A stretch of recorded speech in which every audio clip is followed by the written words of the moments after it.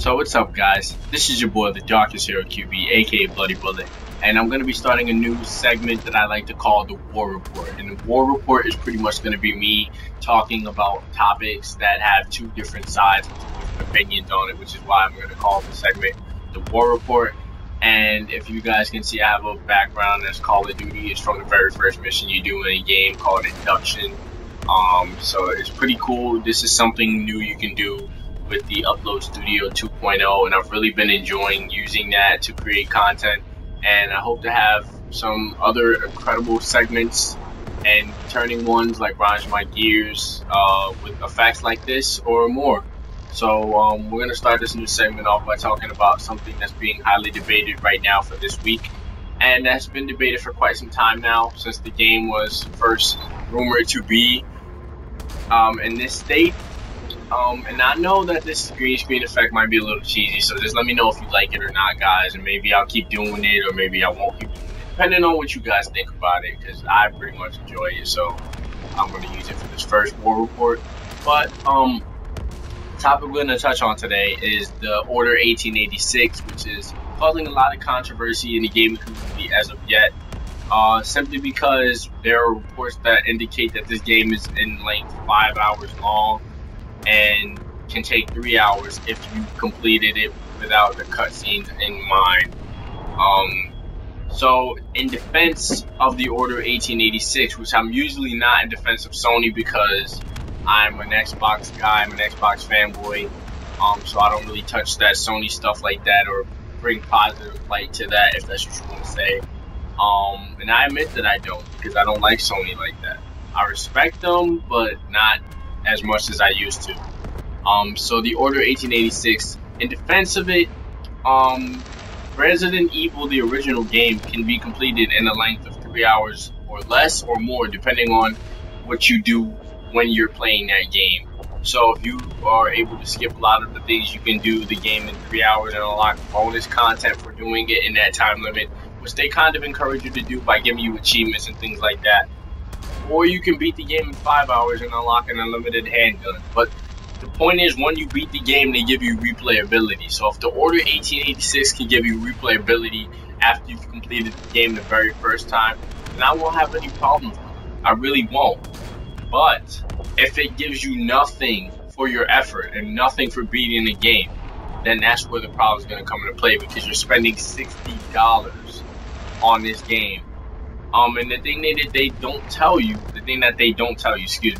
is that when you pay for a game, you're also paying for the plastic that comes with the game, which is why I don't understand why these digital games are $60 damn. I guess it's to match the price so you don't feel like you're being gypped out of your money when you buy the physical copy of the game, but they make you pay for the paper in the game, they make you pay for the damn cover, make you pay for all of that shit. I'm pretty sure it doesn't add up to about $60. I'm pretty sure wherever they get this material from and where they make it doesn't make the box come up to about $60. But you know, we roll with it as gamers and everything. I'm not entirely sure how that whole spectrum works, but I'm pretty sure if we add up all that stuff, it comes at least to $40 or $45, if not $50, which games used to be. So like I said, in defense of the Order, if the Order has great replayability, then I can see, okay, my purchase is kind of justified, but then at the same time it's not justified. In attack of the Order 1886, if the game is only a single player experience, maybe they should have sold it at a reasonable price, like $30 or such. Asking $60 for a game with only a single player mode, not even a co-op mode, for you to enjoy the game with your friends, is just asking a lot of us gamers. And if we continue to accept things like this, like what we did with Metal Gear Solid, or I forget the Metal Gear demo that, what's his name? I can't think, I know his name, but I don't really know how to pronounce it. That guy from Konami, yeah. He released Hideo Kojima. He released the Metal Gear Solid video game, the demo pretty much, which it was, because you can beat the game in like 18 minutes. And he released that game at a retail price of $45 to $50. And of course, I didn't pick that shit up. but the game didn't even have any replay value, which a lot of people complained about. So in conclusion, it really doesn't matter how long your game is. It just matters if your game has things to keep people coming in, to make it feel as though this purchase was worth the money they invested. That's why people buy games, because they want to know if the game is worth the money that they are investing into the game.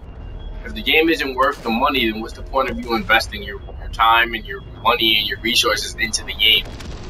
I could be spending my time playing a different game instead of wasting my time on another game that doesn't offer me anything after I complete it. So like I said, I haven't played The Order, but if it offers replayability, then I guess the purchase will be justified. Hopefully they can bring better content to you PlayStation users in the way of DLC, which is very unfortunate these days, because I'm going to get to that in another video that I'm going to touch on, this DLC thing. But hopefully you guys get a better purchase with DLC. I'm not sure if they have a season pass for the game or not. I'm pretty sure they're going to, because every game nowadays, even fighting games, for crying out fucking loud, have fucking season pass, which is another thing I'm going to touch on in a later video. But like I said, if the game has replayability, then it's justified, because games like Resident Evil. But in attack again on The Order, Resident Evil also didn't have a $60 price tag. So maybe they need to follow that example. Maybe they need to lower the price of the game. If you want to pay for all the extra things like the statues that might come with the limited edition of the game, maybe the season pass, then yeah, the game could be $60 or probably $50. At least $50. Come on. But if you're just gonna buy the standard edition, no DLC, none of that stuff, then the game should at least be 20 bucks. Come on, 20 fucking bucks, man. Resident Evil, I don't remember how much it cost. They won't let me see the price because I already purchased it, but I'm pretty sure it was like $20 or $30, and that was a justifiable purchase.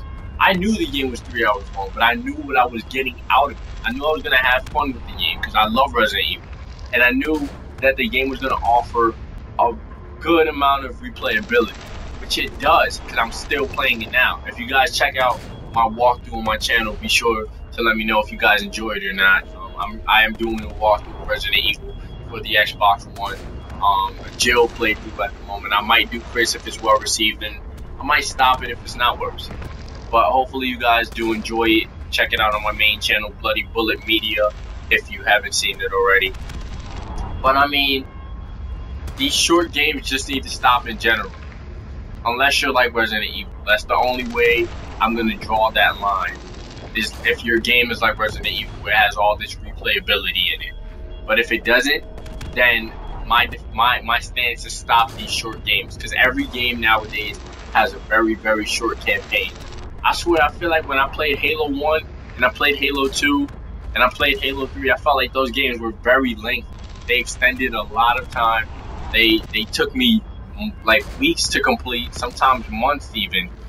Or when I played games like Resident Evil 4, that took me months. That took me like a few weeks to beat. Excuse me, not months, but weeks. Like maybe 2 or 3 weeks to beat that game the first time. But nowadays, when you play a game, it's very short. You really don't feel like you're getting that experience you used to get. But that's another topic for another day, for another segment. This is the first segment of the War Report. I hope you guys stuck around for the entirety of it. If you did, I really highly appreciate it. Be sure to hit that like button if you guys can. It really does show me that you guys did appreciate the video, and I really enjoy making content for you guys and having you guys enjoy the content that I make for you. And it does influence me and help me to want to bring more content. So I hope you guys enjoyed this first War Report. Let me know if you guys like this segment or not. I should do another Grinds My Gears, shouldn't I? But I gotta find something to talk about, something that really does grind my gears. So maybe you'll see that come by the end of the week, if not on the weekend. But I hope you guys enjoyed this War Report, first one. This is your boy, the Darkest Hero QB. And remember, stay off the front lines. It's a dangerous place.